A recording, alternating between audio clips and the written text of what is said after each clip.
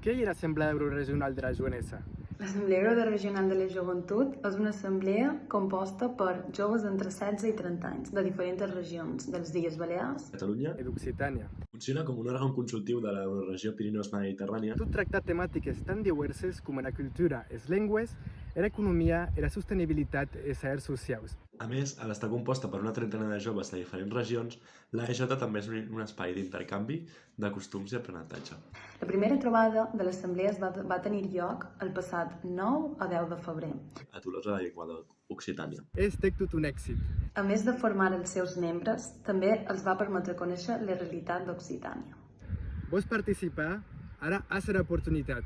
Les candidatures tornen a estar obertes fins al 5 de juny. Sonque has d'omplir el formulari i enviar la teva carta de motivació.